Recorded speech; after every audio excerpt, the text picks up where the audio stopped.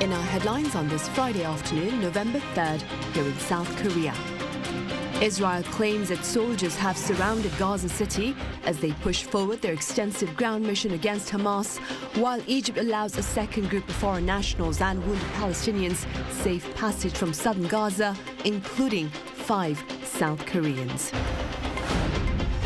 Meanwhile, President Yoon Suk-yeol reaffirms his support for a universal framework of guidelines to promote safe and transparent advances in artificial intelligence at the first AI Safety Summit in the UK that he joined virtually this week. Russia's Vladimir Putin signs a law revoking Moscow's ratification of a global treaty banning the testing of nuclear weapons, and US Secretary of State Antony Blinken shares much concern, adding that the move is a step in the wrong direction.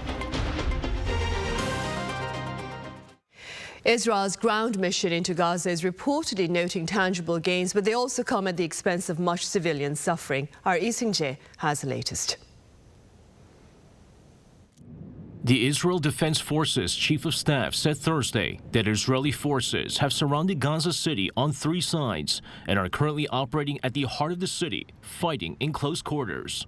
Israeli military spokesman Daniel Hagari also warned that with the Israeli forces beginning their operation inside Gaza City, a ceasefire is not currently on the table. And according to Israeli Prime Minister Benjamin Netanyahu, his forces are currently at the height of the battle with Hamas, but have had impressive successes and continue to advance. Meanwhile, the Israeli Prime Minister also said he'd made no decision on supplying fuel to the war-torn Gaza Strip, where hospitals are reportedly running dangerously low on energy supplies. His comments come after the chief of Israel's armed forces earlier signaled a willingness to ease the fuel embargo on the Palestinian enclave if hospitals can be refueled under supervision. The Israeli military has also continued to target Hamas commanders with strikes against recognized refugee camps in Gaza. The Jabalia camp was bombarded for the 3rd straight day, with Palestinian authorities saying the attacks have so far killed 195 people, with 120 missing. Thursday's airstrikes also included a smaller camp located in Barej, home to about 46,000 Palestinian refugees registered with the United Nations Relief and Works Agency for Palestine Refugees. Gazan authorities say 15 people were killed in a strike at the Barej camp. Palestinian authorities say more than 9,000 of its people have been killed since October 7th, with more than half of Gaza's population displaced. Lee Seung-jae, Arirang News. Meanwhile, a second group of foreign nationals and severely injured Palestinians from southern Gaza has been offered safe passage into Egypt through the Rafah crossing. This group includes a South Korean family as well. Our Shin Se-byuk has more. On the second day of the Rafah crossing reopening on Thursday, 344 foreign nationals and dual citizens, as well as dozens of severely injured Palestinians, passed through the Egypt-Gaza border. The Rafah crossing is the only Gaza border crossing that isn't under Israeli control and is a crucial gateway for humanitarian support. So we finally got the chance to almost leave Gaza. This is my 5th attempt to leave. Thursday's crossings follow the at least 361 foreign nationals and 76 injured Palestinians who were able to cross into Egypt on Wednesday. The Egyptian government said it plans to help evacuate around 7,000 foreigners and dual nationals from the Gaza Strip without providing a specific timeline. Among those crossing the border on Thursday were a South Korean family. According to Seoul's foreign ministry, the family of 5, who were the only South Koreans living in the Gaza Strip, were safely evacuated to Egypt on Thursday. I have a Korean nationality and we live in Gaza. Thank God, today we left Gaza to Egypt. Thankfully, we left behind the war, this situation, but our family and relatives are still in Gaza. The ministry said the family arrived in Egypt at around 11:15 a.m. local time and they are being provided with consular assistance, including accommodation and medical checkups. Meanwhile, a Japanese aircraft bringing 15 South Koreans and 1 foreign national family member departed Tel Aviv for Tokyo on Thursday along with Japanese nationals. It is the second flight Japan is providing to South Korea. following the offering of 20 seats last month. This is seen as returning the favor after Seoul brought back some 50 Japanese nationals along with South Koreans from Israel on October 14. With this, there are 420 South Korean citizens remaining in Israel. 신새벽 아리랑 뉴스. Russia has revoked its ratification of a global ban on the testing of nuclear weapons, raising much concern of the broader implications of this new stance. Our Yoon has details. On Thursday, U.S. Secretary of State Antony Blinken expressed concerns over Russia's withdrawal of its ratification of the Comprehensive Nuclear Test Ban Treaty, calling it an irresponsibility that represents a significant step in the wrong direction. He also added that Russia's action will only serve to set back confidence in the international arms control regime. This followed Putin's signing of a law that was passed unanimously in both the upper and lower houses of the Russian parliament. The legislation withdraws Moscow's ratification of the 1996 global treaty that bans all nuclear explosions, including live tests of nuclear weapons, whether for peaceful or military purposes. Russia argues that the treaty was never effective because some key countries did not ratify it, and on October 6th announced its intention to withdraw from the treaty to mirror the position of the U.S., which has signed but not ratified the treaty. In addition to the United States, the CTBT has yet to be ratified by China, India, Pakistan, North Korea, Israel, Iran, and Egypt. Moscow says it will not resume nuclear testing unless Washington does, but arms control experts are concerned it may be inching towards a test that the West would perceive as a threatening escalation in the context of the Ukrainian conflict. Post-Soviet Russia has not carried out a nuclear test to date. The Soviet Union last tested in 1990 and the United States in 1992. No country except North Korea has conducted a test involving a nuclear explosion this century. With the abandonment of the CTBT, the last remaining bilateral nuclear weapons treaty between Washington and Moscow is the New START, under which the two nations used to regularly inspect each other's nuclear facilities and limit warheads. However, the treaty was suspended by Russia in February and is due to expire in early 2026. 이은진, 아리랑 뉴스. U.S. Secretary of Defense Lloyd Austin will be in Seoul later this month for an annual bilateral defense meeting. According to the Pentagon on Thursday, Austin will join Defense Minister Shin Won-sik for the security consultative meeting and seek to reaffirm Washington's steadfast commitment to regional security. Austin is also poised to partake in an inaugural defense ministerial meeting involving UN Command member states. His latest trip here is part of a three-nation tour, including India and Indonesia, as the Biden administration looks to bolster its strategic presence in the Indo-Pacific region.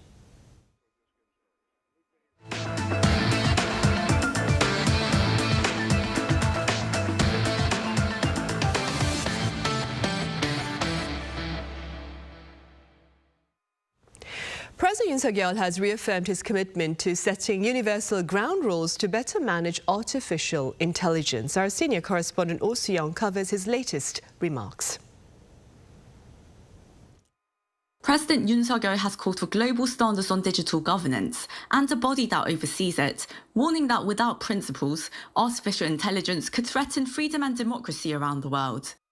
This came at the first AI Safety Summit held in southeast England, where Yoon virtually joined discussions with world leaders, researchers and tech executives to address the unknown and potentially destabilising impact of AI across societies. Yoon said the emergence of generative AI such as ChatGPT has improved everyday convenience and industrial productivity, but has widened economic gaps and increased the proliferation of fake news that undermines freedom and electoral systems. The president stressed that digital technologies, including AI, should contribute to expanding human freedom and welfare and not threaten the safety of individuals and societies. He said this also means there should be equal opportunities to innovate with AI and reap its benefits. Here, Yoon noted that South Korea in September announced the Digital Bill of Rights based on 5 principles: freedom, fairness, safety, innovation and solidarity. At the 2-day forum, some 28 governments, including South Korea, the UK and the United States and China, penned the so-called Bletchley Declaration, the world's first joint document on ensuring AI is developed safely and responsibly. recognising that the technology could pose catastrophic risk to humanity. The document stressed the danger of AI systems, stirring further cyber attacks, disinformation campaigns, and the development of biological weapons. The governments agreed to work together to identify shared concerns and build a scientific understanding of the risks in discussions going forward to design, develop and use AI in ways that are human-centric, trustworthy and responsible, with a pro-innovation and proportionate governance. So we have agreed that Bletchley Park should be the first of a series of international safety summits, with both Korea and France agreeing to host further summits next year. The late Stephen Hawking once said, "AI is likely to be the best or worst thing to happen to humanity." If we can sustain the collaboration that we have fostered over these last 2 days, I profoundly believe that we can make it the best. President Yoon pledged to carefully heed the opinions of each country and prepare for follow-up discussions next year. His office says South Korea and the UK have agreed to co-host a mini virtual summit in 6 months' time, ahead of the second AI Safety Summit this time next year. Ciarán, Arirang News. And President Yoon Suk-yeol is playing host to Irish Prime Minister Leo Varadkar on this Friday at the Yongsan Presidential Office. Now, the summit comes amid the 40th anniversary of diplomatic ties between South Korea and Ireland. On their agenda is trade as well as cooperation in diverse arenas. Ahead of their talks, Prime Minister Varadkar told Irish media that he plans to touch upon partnership in climate change and against threats to democracy. Arirang News, for its part, will air an exclusive interview with the Irish Prime Minister in our 6 p.m. newscast. And President Yoon Suk-yeol has pledged to provide tangible support to small businesses, adding that he had witnessed firsthand some of their hardships during recent visits to different sectors. Speaking at an annual event for small businesses in Goyang, Gyeonggi-do Province earlier on this Friday, the president pointed out that his budget proposal for next year includes $3 billion for low-interest business loans and spoke of intentions to forgive funds that were extended to businesses during the COVID-19 pandemic.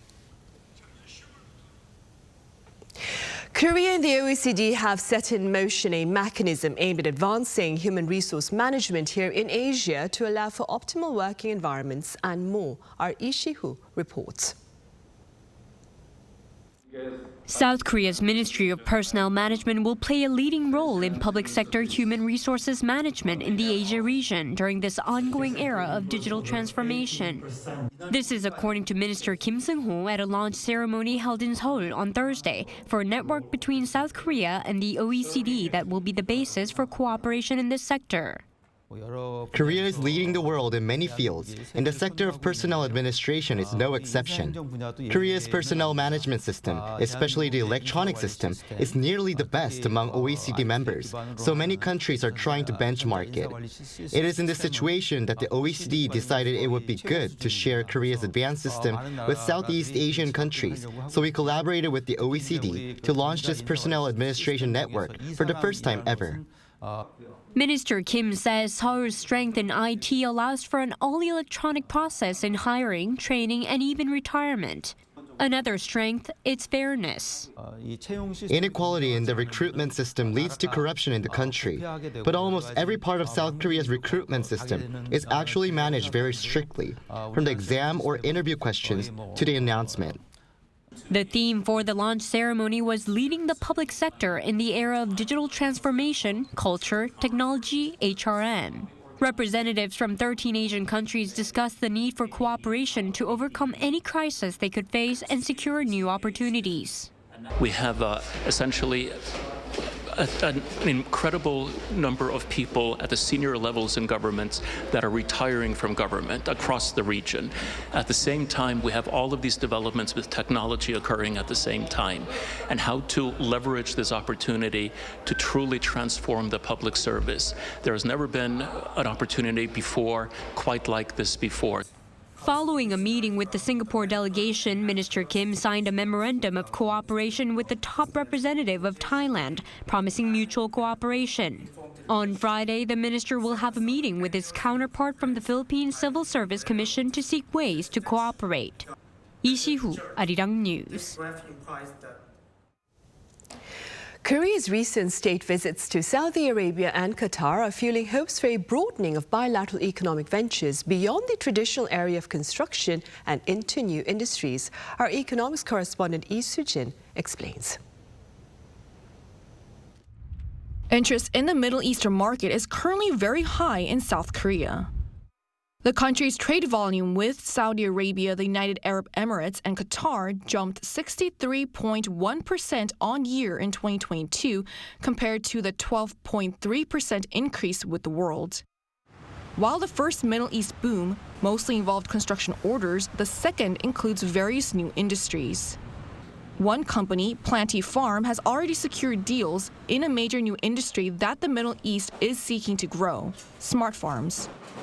Planty Farm became the first company from Korea to build a smart farm in Kuwait and more recently formed a joint venture with a UAE firm to begin construction on one. Countries in the Middle East are taking a special interest in South Korea's smart farming technology as it's one of the most water-stressed regions in the world. The vertical smart farms like this one can mass-produce vegetables all year regardless of the weather.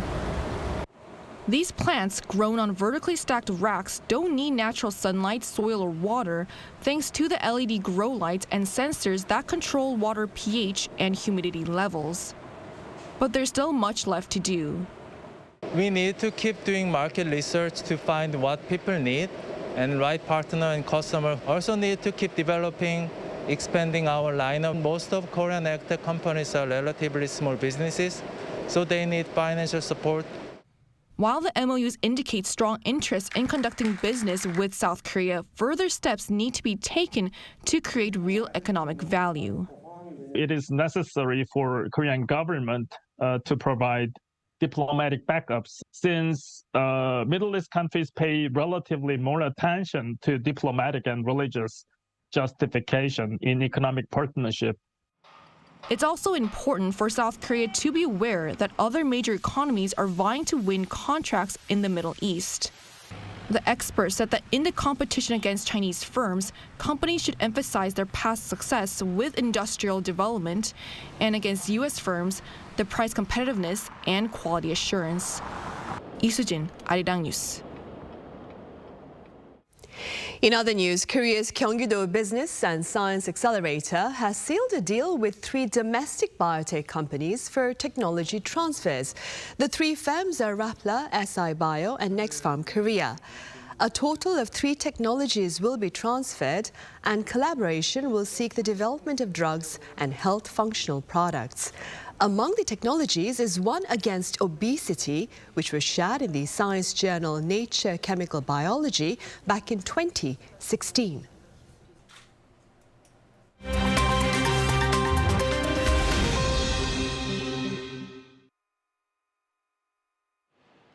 Let's take a look at what's going on in the world now. In Western Europe, Storm Ciarán has killed at least 7 and left dozens injured. Storm Ciarán on Thursday battered the UK, Belgium, Spain and France and other areas, causing widespread disruption. It brought heavy torrential rain and winds of up to 200 kilometers per hour. Almost 20,000 UK residents suffered from power cuts around noon on Thursday, while many homes were damaged. Schools closed and airlines and train operators temporarily suspended services across Western Europe. In the US on Thursday, the House passed a bill worth $14.3 billion in military aid for Israel as Tel Aviv continues its fight against Hamas. The Republican-led bill won the House vote by a margin of 226 to 196. The Democratic-led Senate had already proposed pairing aid for Israel with additional assistance for Ukraine in its war against Russia, but Republicans are opposing any additional aid for Ukraine. Democrat Senate Majority Leader Chuck Schumer called the newly passed House GOP bill a deeply flawed proposal. In the US on Thursday, an arraignment was held for Duane Keith Davis over the 1996 murder of hip-hop music icon Tupac Shakur. Davis, also known as Keith D, pleaded not guilty to the charge of murder with a deadly weapon. He has been accused of providing the firearm to a passenger in the Las Vegas drive-by shooting that fatally wounded Tupac. He is allegedly the only surviving person who was in the vehicle. Davis's charge was prompted by his own 2019 tell-all memoir and multiple interviews where he vividly described the crime scene. The 60-year-old was arrested on September 29th in Henderson, a city near Las Vegas, and remains jailed without bail. In Switzerland, auction house Christie's Geneva is set to take bids on what it describes as the largest internally flawless fancy vivid blue diamond to appear at auction. Known as the Blue Royale, a Christie's representative said the gemstone could sell for up to $50 million. The 17.6-carat Blue Royale is preset in a ring and will go under the hammer alongside other rare jewels on November 7th, with interest said to be high following a world tour of the diamond. In 2016, Christie's sold the Oppenheimer Blue, a 14.6-carat blue diamond, for more than $57 million, and officials remain hopeful that the Blue Royale can surpass that amount. Kim Si-young, Arirang News.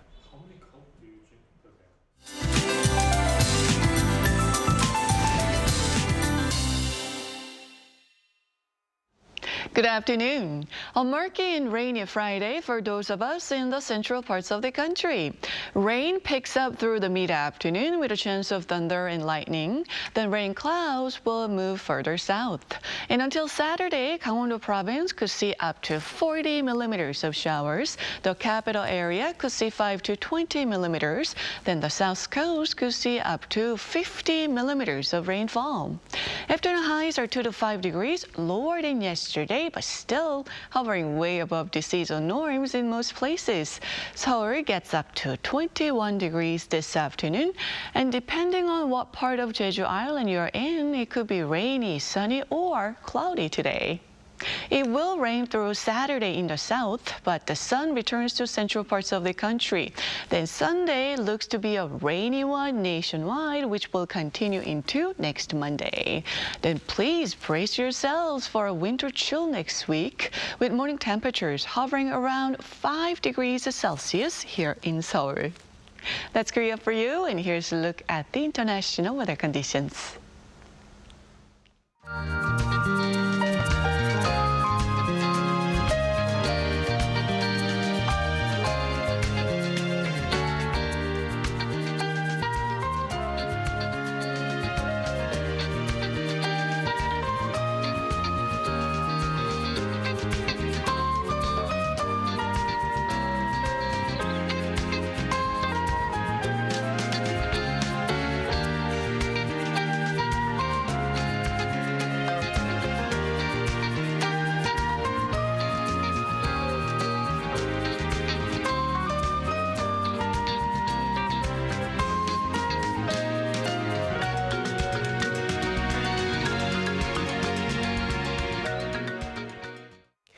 And on that note, we end Friday's afternoon newscast. We return with our panel session in a few minutes, so do stay with us.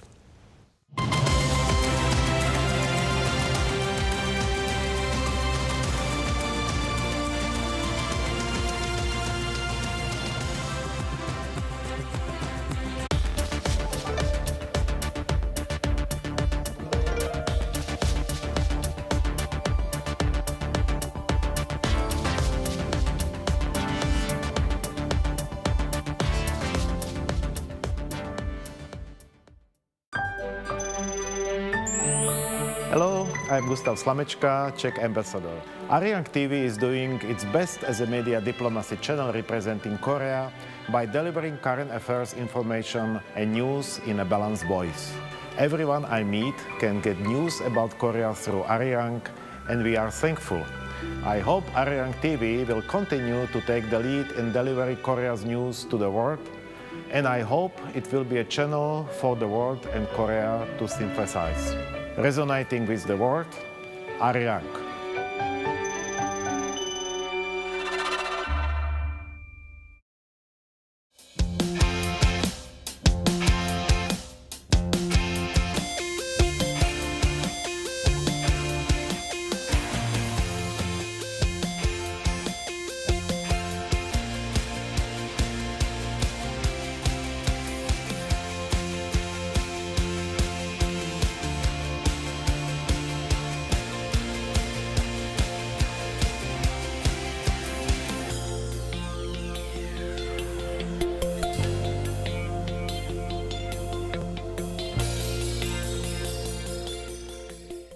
학교에서 하는 극들은 되게 다양한 실험적인 시도들이 가능한 것 같아서 우리 극만의 약간 되게 독특한 분위기가 만들어진 것 같습니다.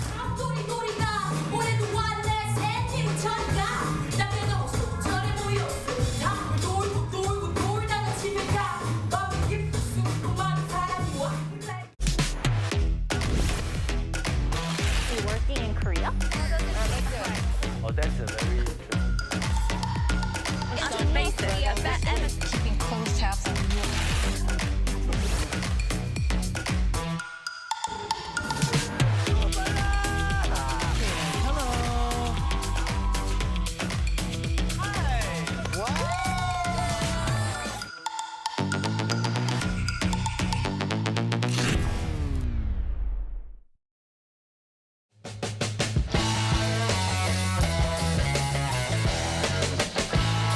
Contour the world, simply contour. India, the United Kingdom, New Zealand. Woo!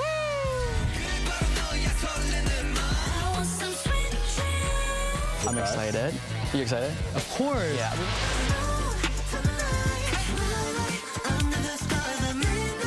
Music, start. Welcome.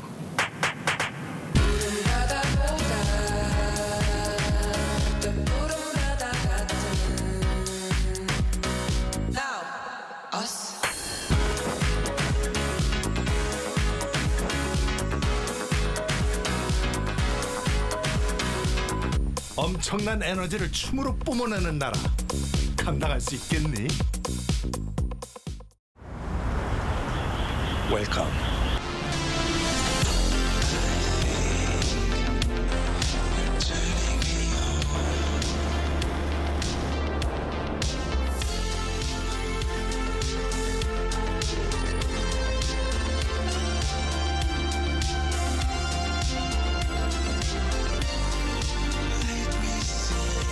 (24시간) 불이 꺼지지 않는 나라. 감당할 수 있겠니? 하나, 둘, 셋. Hey, Mr. Cupid, make sure you listen to what I say. I may be stupid or quite naive.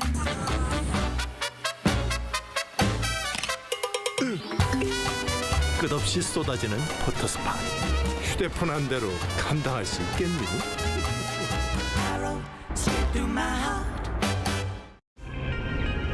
한국에 오면 먹어야죠.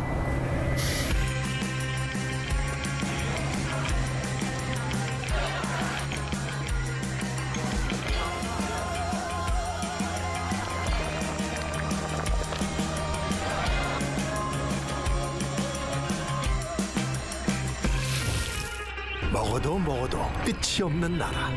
감당할 수 있겠니?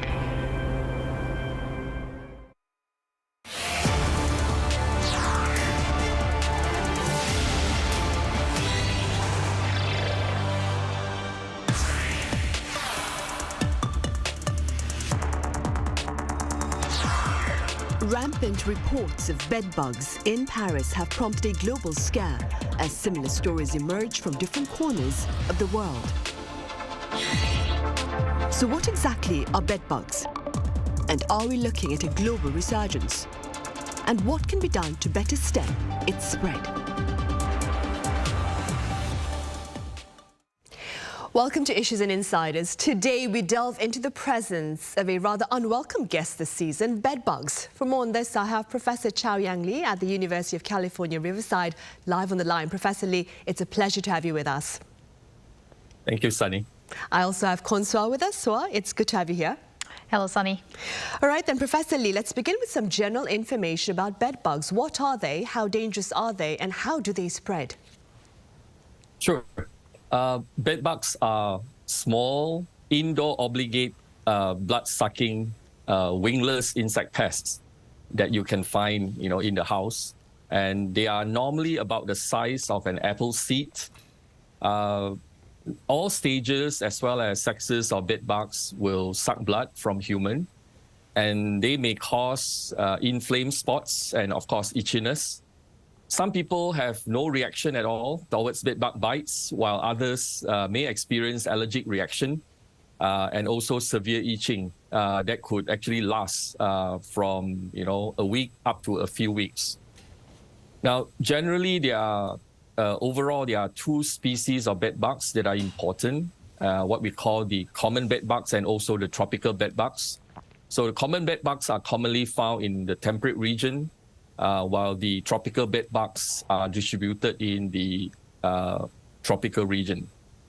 But because our indoor living environment now are becoming increasingly similar, with the use of air condition and also heater, so we are now seeing tropical bedbugs too, in temperate regions, such as in Central Europe, in Norway, in Italy, France, and more recently, actually, in Korea. Now, the good news is, unlike mosquito and ticks, bedbugs do not transmit any form of human diseases. So, other than discomfort because of the itchiness from bedbug bites, their bites do not really cause any serious consequences. But there are situations where the affected people actually scratches the area that, rigorously until it causes wound and potentially secondary infection. So that became a problem. And in other situation, serious infestation of bedbugs may also lead to mental illness. So bedbug normally spread when they hitchhike through clothing, luggages, furniture, bedding material of an infested location, whether it's in the form of live insects or eggs.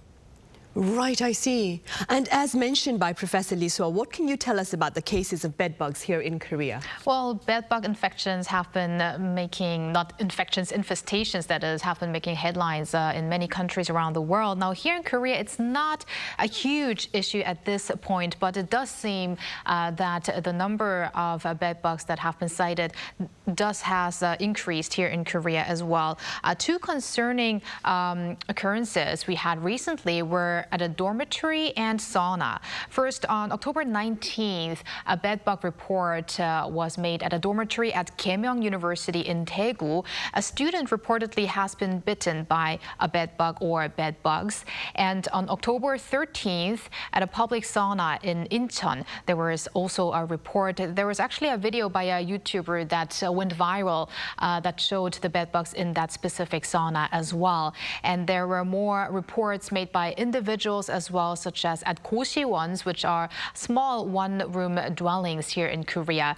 Now, by region, confirmations were made in the capital, Seoul, Gyeonggi-do province, Chungcheong-do province, so almost in all corners of the country. And as of October 31st, 18 out of 25 municipalities in Seoul have confirmed bedbug cases. And an official from a quarantine company said the Yongsan-gu area is in particular affected, adding bedbugs have been found in dormitories, 찜질방s, which are similar to saunas, and restaurants, which some of them even had to shut down due to these cases.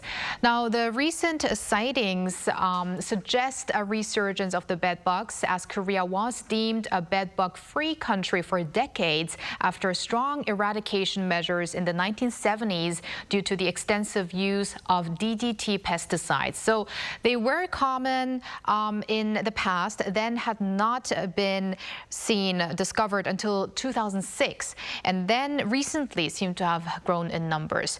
Although it's not been concluded, the influx of foreigners after COVID-19 may be the reason for the emergence here in the country. In fact, the dormitory in Daegu that I mentioned earlier, it had been used by a student from Britain. Right, I see. And before we delve further into the reasons behind the presence of bedbugs, Professor Lee, are we looking at a global resurgence of bedbugs? I mean, what can you share with us about the situation there in the US? Sure. Yes, over the last 2 decades, there has been a global resurgence of bedbugs. It actually started in Europe and also in the UK, and then subsequently in the US and South America. And the last 10 years, we are now seeing, a surge in cases in Asia. Now the resurgence, it's widespread in the US. They can be found almost, in every sector of the society.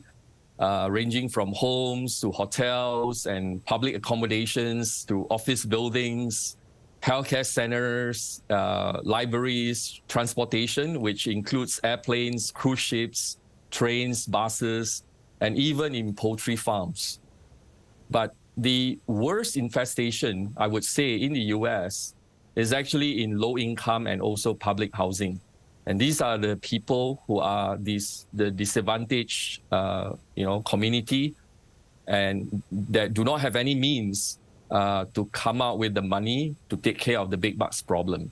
So I would say that bed bugs affected the socially disadvantaged group the most here in the US. So we should actually think bed bug as a community problem rather than an individual problem.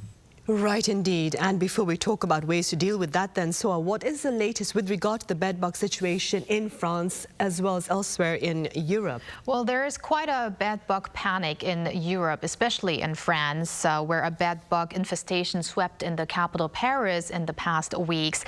And these bugs are being observed crawling around public transportation, like subway seats, in hotels, restaurants, movie theaters, and so on. Several schools had to be shut down over infestations in France, and the French government is working strenuously to contain the spread of the insects, especially with the 2024 Paris Summer Olympics coming up. Authorities, however, have also been calling for calm as social media is being swamped with bug videos going viral, only adding to residents' concerns. And those concerns have also grown in the UK, where bedbugs have been cited increasingly this year too, especially with public transport in London being the real source of concern, according to its mayor Sadiq Khan, who vowed to not let the bug plague London like it has Paris. So what they're doing is, for instance, daily infections of seats on TfL or Transport for London are being carried out. And Germany is another country where fears are existent, especially with the high number of visitors or immigrants from other places of the world. Bed bugs do have increased across the country there as well. However, recently, Germany's Pest Control Association said there is no reason for a sudden surge, as well as no reason for the hype that's seen in neighboring France, saying the increase we're seeing comes naturally, again, with more people traveling after the pandemic. Right, I see.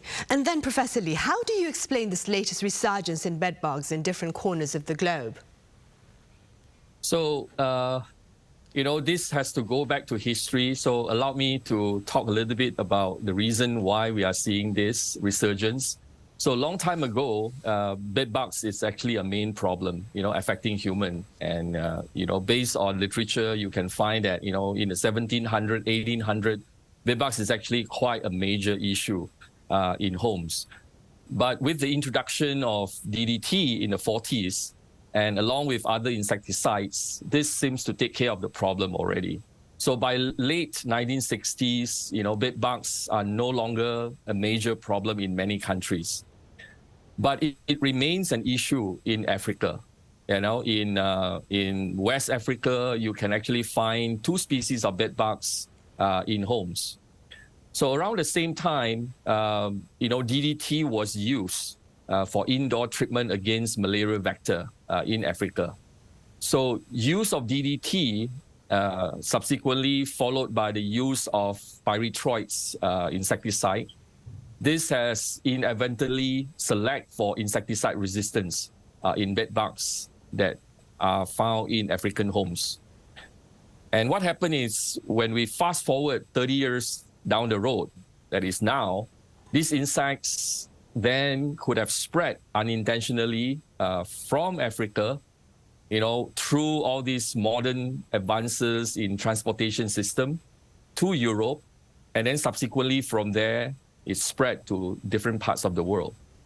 And what is interesting is, if you collect any population of bed bugs that we can find today, in different countries, almost also resistance to DDT and pyrethroids. And one of the biggest challenges, pyrethroids are so commonly used in the insecticide that we use against bed bugs. And that's why we are seeing that in a lot of situations, when insecticides are being used, they are less effective. So what happened is in 2020, when the pandemic came, it stopped tourism and travel, very much. And we are, of course, seeing a decrease in bedbug incidents because there are fewer people that actually travel. That means that when fewer people travel, fewer people get bitten. And of course, fewer people complain. And without these blood meals for the bedbugs are also not reproducing as quickly. But now, travels has resumed.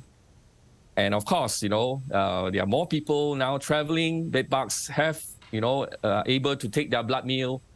And of course, they could grow pretty quickly.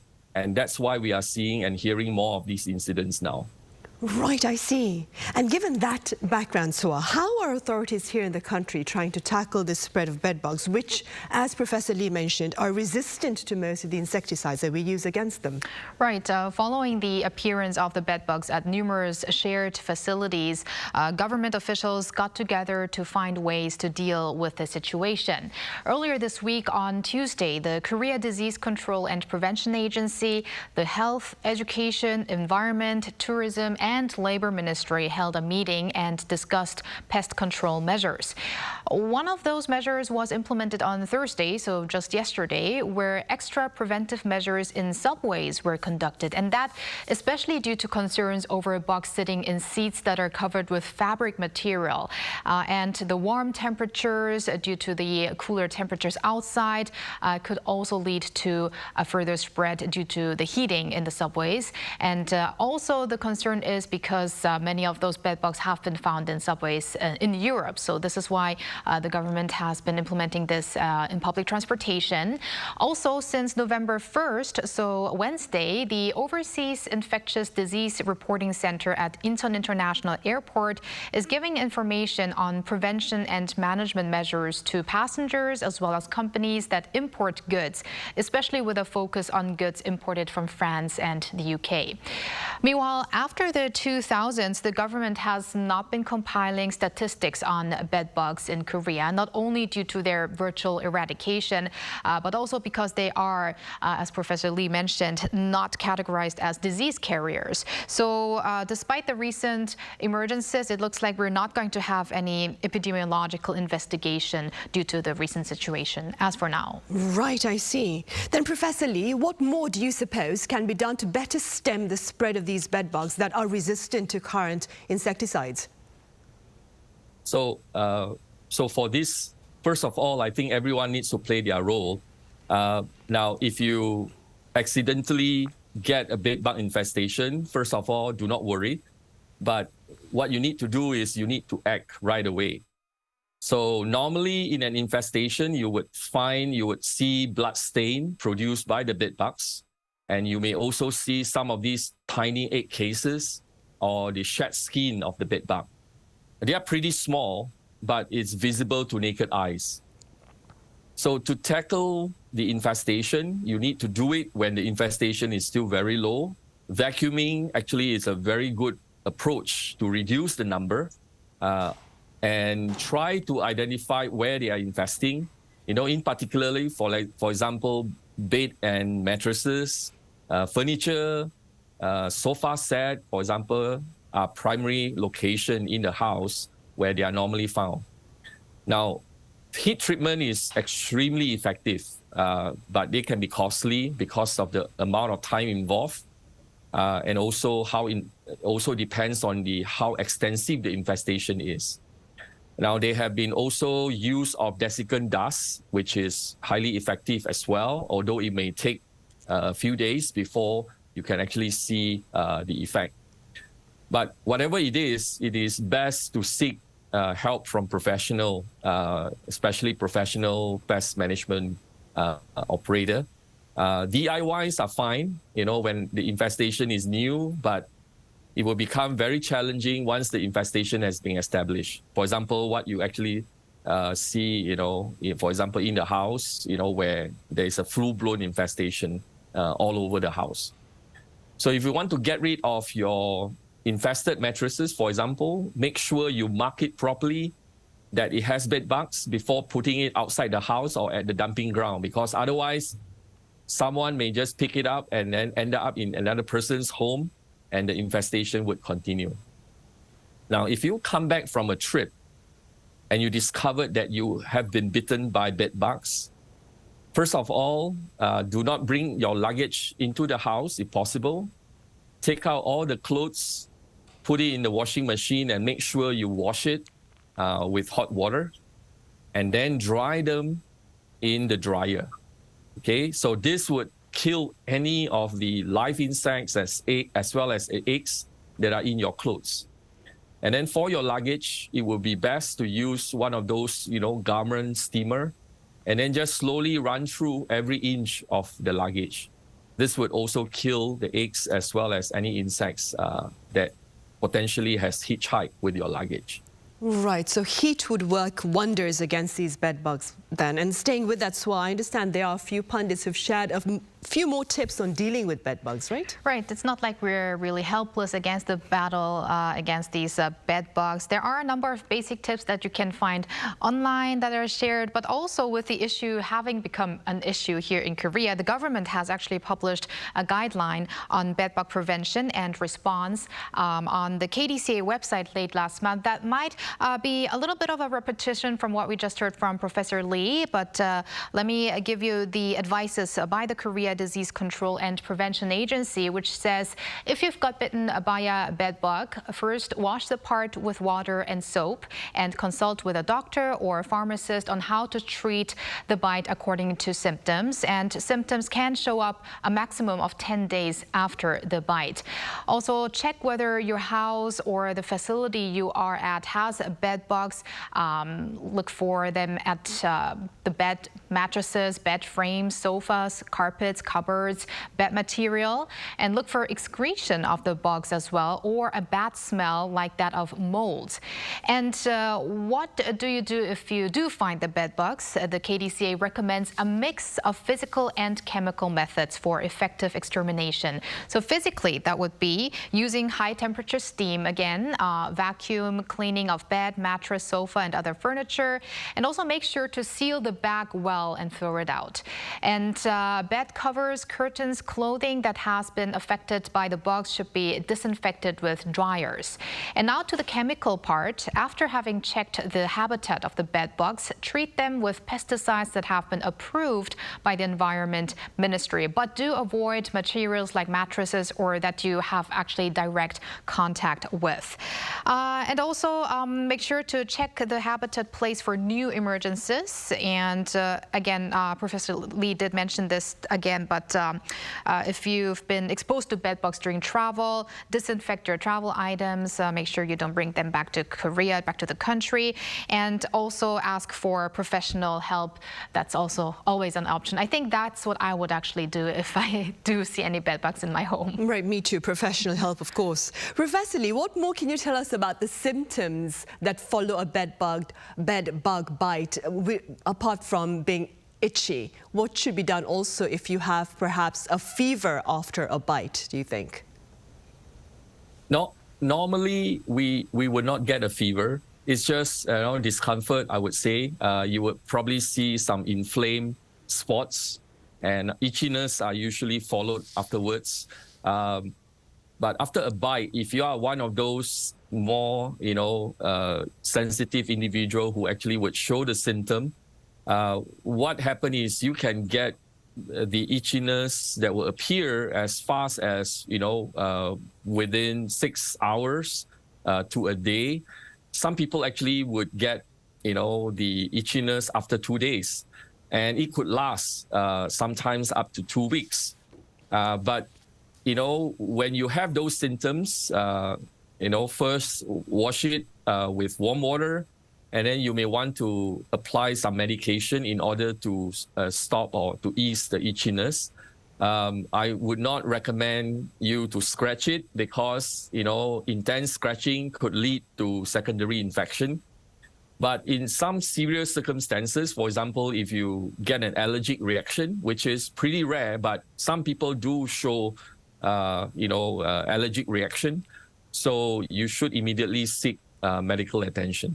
Right, of course. And if your house is infested, you need to get professional help, of course. Absolutely. Right then, Professor Lee, thank you so much for your time and your thoughts today.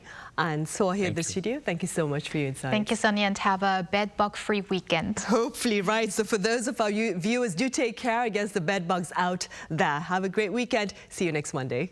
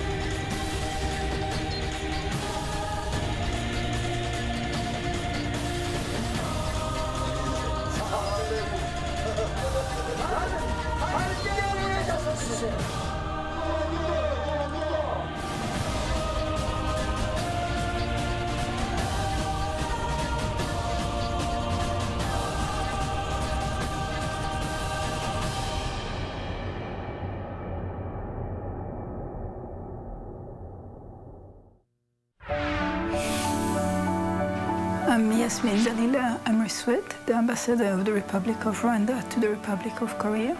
Since I've been in Korea, I've heard and learned a lot from Arirang TV, and I'm very thankful. Arirang TV has been a very good media diplomacy partner, and I've learned a lot through the content and the programs. Korea has been shining, and I've been having this feeling and this perception thanks to the content and the work of Arirang TV.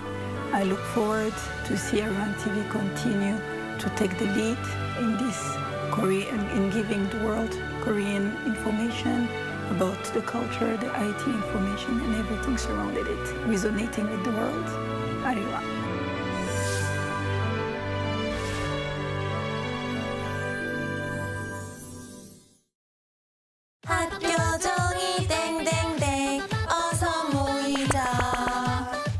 자, 이제 종이 쳤으니까 수업합시다. 오늘 배울 주제는 바로 빌리인데요. 빌리가 누구인지